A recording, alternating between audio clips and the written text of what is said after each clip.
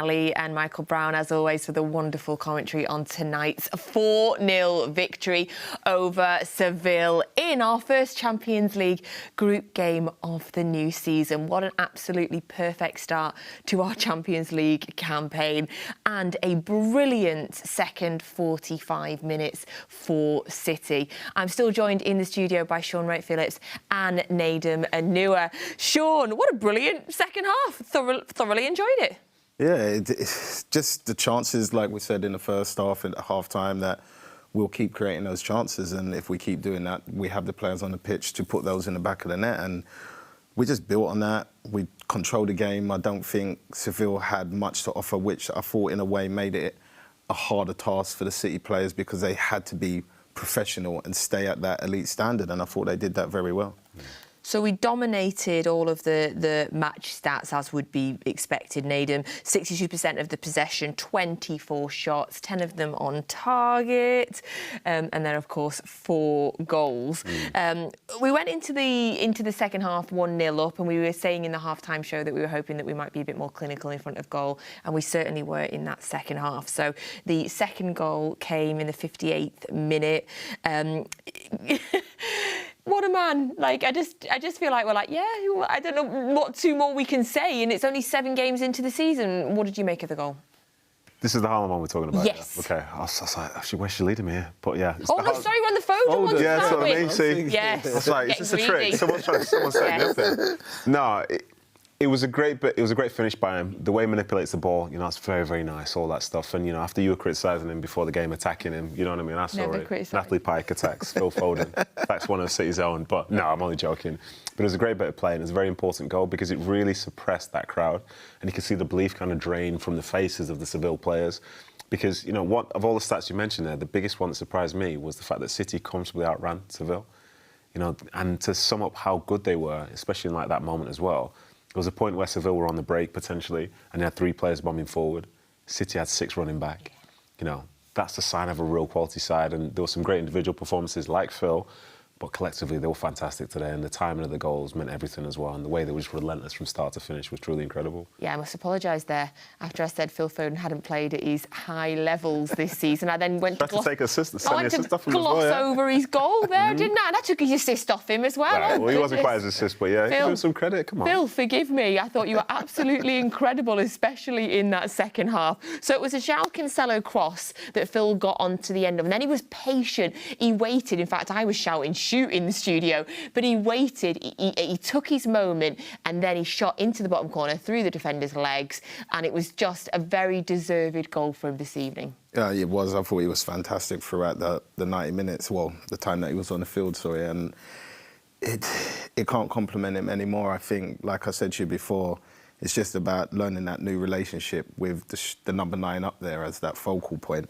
and I thought he executed on it on all scale today, especially, and even with the third man run where he was offside, normally he might have shot there last year. This year he still sees Gundogan, even though there's a chance he might get clattered by the goalkeeper, he still puts his head there and sets up a great assist. Obviously it was disallowed, but I thought his all-round game was fantastic.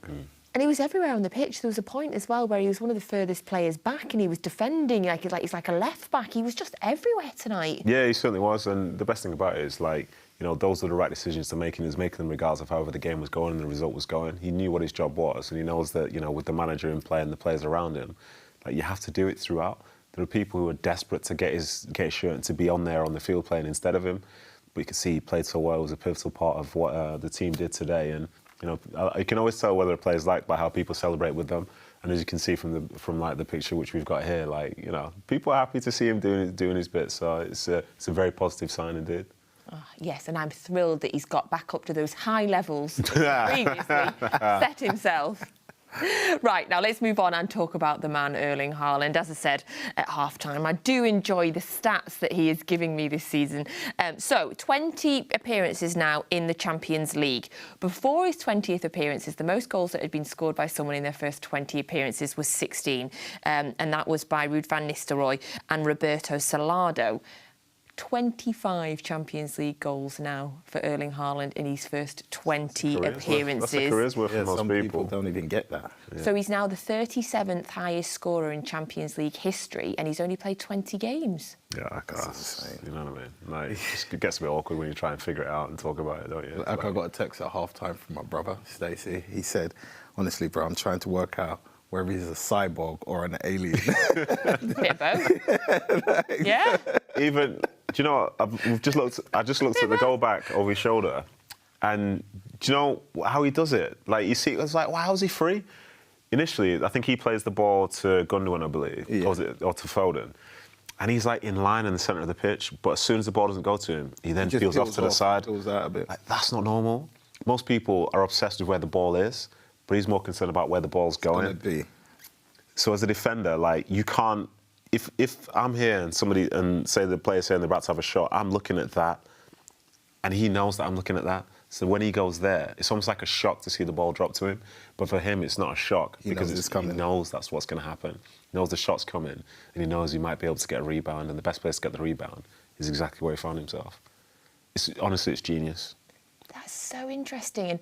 And just from a fan's point of view, from the point of view of someone that's not played the game, he makes it look so easy. Like, he just seems to be in the right position. Like, and you're almost to the point where you're like, well, why wasn't everybody there? Yeah, but if me and Nedum was talking, obviously, through the game, and we were saying, even though he's missed 2 or 3 chances in that box, it's harder to get where he was to miss them than actually miss those chances. A few of them, the defender did well to put him under pressure, but he gets in those difficult positions. And like I said, he's always in between the 2 posts, whichever side of the pitch the ball is on. And that is exactly what, for me, in a nutshell, City have been looking for over the last year or 2. It just feels like it's just an absolute dream start to his life. And again, I've said it a few times now, imagine saying he wasn't good after the Community Shield. Imagine those people. They must feel very embarrassed now. So on the 70th minute, he went off and Foden went off as well. Well-deserved breaks for them after the absolute shift that they put in. And Julian Alvarez and Cole Palmer come on. And what I love then is that we're 3-0 up. And we're still searching. We're still going for it. We're still creating loads of chances. We weren't settled at 3. Yeah, but that's the thing. I remember coming on sometimes, even sometimes when we weren't winning and we was like 4-0 down, you still want to make that impression. And I think Pep's clever with the way he makes his substitutions, because the players that he bring on, not only do they keep the intensity where it needs to be, but they also want to get on a score sheet. They want to get an assist, and they want to make things happen because they're trying to play their way into the team for Saturday or the following game. And the healthy competition is always good for a team as big as City, because in those tough games, that healthy competition keeps those people like Foden, Haaland, well, maybe not Haaland, but like Grealish, it keeps them on their toes. So they always have to be here, because if they know if they're down there, they have to wait a few games. And I think we've seen it over the course of, especially last year. Well, we're definitely seeing healthy competition now with Gomez and Akanji as well. We'll get to them in a second. We'll just talk about the 4th goal, which was scored by the very unlikely Ruben Diaz for his first goal of the season. What was he doing up there? So Shaun mentioned just off air, like, there was a corner that was there beforehand, and so he stayed up. And I think that's, like, to put it into sort of perspective, when you play for a really good side who you know will keep the ball, as a defender, you can stay up. Like, more often than not, I go for a corner, and like, they roll it short, and I say, well, I'm running back. But for him, he knows that they've got the right setup. We've got really good players who can all manipulate the ball, and they know people behind them will defend as well. So he can be in there because he was in the right place. They built the play really well. Then there's a Mahrez play to Cancelo, and there's a fantastic ball through the defender's legs. Like, at one point, like, as a defender, you're just going to walk around with your legs closed now. You know what I mean? Yeah, but, Chief, there was a part in that there, even if I was a centre-back, then I would have chose to run back, because Gundogan has the ball where he pulls it out of his feet. Yeah. And Diaz goes in behind. Yeah. But normal people, if they don't get it there, they're like, all right, let me run back. But these are some of the best footballers in the world, you know, when they've got the ball at their feet. And as well, as you can see, if you look back, every time Sevilla tries to catch City on the break, every City player ran back. Yeah. So you might end up being the defender that's that highest point. You're in the Haaland spot now in the 6-yard box, but you know if the quick break is on, you don't have to run past all of your teammates to get back, because they're all going to be running full speed just like you are, which is a good thing, because Diaz isn't exactly the quickest defender in the world. But that's you know what I mean. It's fantastic. He's a great spot. He's had that sort of Haaland instinct, put himself in the right spot. Oh my goodness! Exactly. He's very. That's a picture, isn't it? Exactly. They're clearly very happy about their work together. If we didn't know the context of that picture, by the way, we might think there's a big ruck about to kick off. Yeah, he has gripped him. To passion. be honest. Yeah, it's the passion. Yeah, that's all. It's the emotion coming out, and then you got KDB beside, just walking past, all casually looking for a high five and all that. Hey, another world-class performance. Yeah, so that goal as well for Ruben Dias coming in the 92nd minute. I just love the fact that they were just pushing, just kept going the whole time. Now, we did talk about them at half-time as well, but I do just want to give a word to Akanji and to Gomez tonight as well, because it looked like that defence. You would never in a million years have guessed that was the first time the four of them played together. No, not at all. I thought Gomez as well throughout the game was getting better and better and better. You know, he stayed consistent, and Navas wasn't really able to take him on that much in the second half, but then he was also coming inside, reading the play, defending high when he needed to, dropping back when he needed to. And there was no way for them to expose that side because his decision-making was so good. And more importantly as well, you said earlier Foden was playing well. It's always easier to play well when you get good information from the people behind you. And you can see that he was controlling Foden, saying, this is the place, come to this place, come to there. And that's a great sign. And then Akanji as well, physically very dominant, very good on the ball as well. And he made it so difficult for their attackers because, like I said, at half-time, it's so easy to take a step back and allow people to do stuff in front of you, but he wanted to have an impact on the game. So whoever he was playing up against, they knew that he was right behind them, and he was right behind them the whole time. And I know some attackers, not necessarily Shaun, but some of these attackers, they don't like it when you put them under pressure, especially when it feels like the game's done.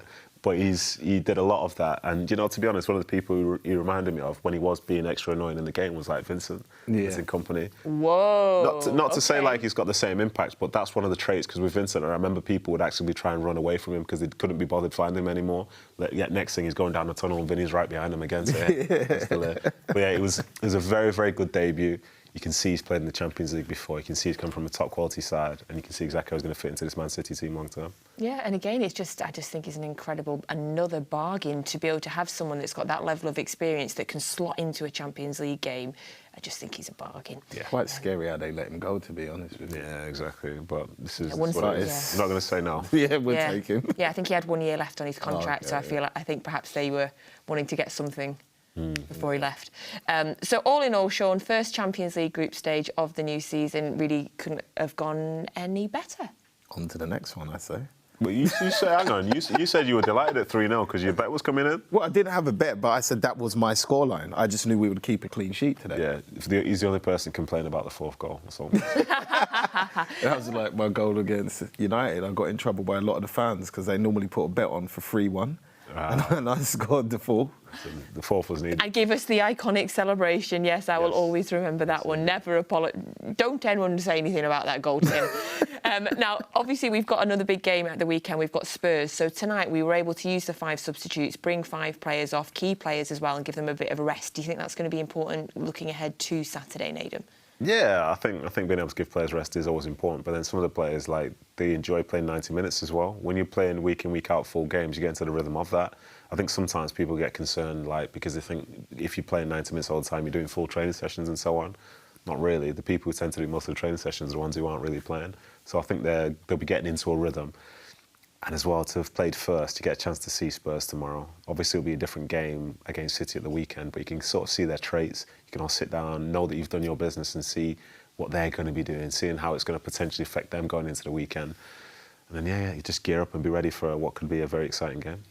Yeah, so Spurs, historically, have become some sort of bogey team for us. So they beat us home and away last season. Do you think this is one of the toughest tests of the season, Premier League-wise, for us? I don't know, because if you do go back to both of those games, I think over the course of 90 minutes, City actually dominated the games. Both of them created a few chances to score the goals, but Spurs just played, basically parked the bus and played on the break and got their goals. Whereas I don't think, me and Nedum was speaking about it off air before, we don't think Son's the Son of last year. Yeah. He's playing completely different. So their counter-attack isn't going to be as deadly as it is. And if you look at them against Chelsea at Stamford Bridge in the first 70 minutes, they were very, very poor as well. passive defending. And if they do all that passive stuff at here, it's going to be sleep time for them, I think. Ooh. They have to be aggressive, otherwise they will get smoked at the Etihad. Of course, they've got Harry Kane, who seems to have this incredible record against us. Are you nervous about him at all? No, I'm not necessarily nervous about him, because I think, like, you know, for City, they've got Erling Haaland. You know, that's like a pretty good trade-off, you know what I mean? For as much as people say, oh, you know, it's Kane against City, or it's Haaland versus anyone at the minute, you know what I mean? Like, it's going to be... It promises to be a very, very good game. And my question to you, Nat, is, are you putting Harry Kane in your fantasy team? So I am thinking about it. You sell out. You absolute sell out. That's a disgrace. He stitched you up That's there a disgrace. I asked him the same That's thing. a disgrace, that. Call yourself a blue. Call yourself a blue. My team is literally called No United Players, and I refuse to put United players in my team. That is how bitter I am. I'm looking long term, and I just think the strategy is three up top. Three up top. I might go Mitrovic, I might go Tony, but I think it's three up top. If you're a real blue, you go Mitrovic or Tony. Why? Just because. What, we're not doing Spurs players now? Well, against City. Well, I didn't say I was doing it this weekend. I said I'm thinking about it. So you think you got a United player in your team? I don't know what you're talking about. Have you? He's got Rashford, hasn't he? Yeah. He's got Rashford, and he's telling me I'm not a proper blue. Right, save this for the FPL show. I'm going to make sure FG is aware of this conversation. Oh, he knows. He knows. Shout out to FG. So as a great point Nedum makes about that Spurs are playing tomorrow, so we do get that extra day. Do you think that'll be a benefit to us come Saturday? Yeah, I think it will, especially for us, I think, because, like we said, we normally dominate the games. We keep the ball very well, where Spurs don't. They tend to give it back and play on the break. So if they're going to be chasing tomorrow and then chasing again Saturday, that could be a lot on their legs. Right. Gents, thank you very much. Again, thank you. I think that was fun. You've kept me on my toes, though, which I very much enjoy. Shaun, Wright-Phillips, Nedum Onuoha, a pleasure as always. We'll see you both soon. I do sincerely hope. And a big thank you to you all for watching Matchday live this evening. We will, of course, be back on Saturday for City's 5:30 p.m. kickoff against Spurs at the Etihad Stadium. So City have won their first Champions League game of the new season. 4-0, 3 points on the board, the ideal start. Hopefully, it is the first win in a run of 13 games that ends in a win. Thank you for joining us this evening. Bye.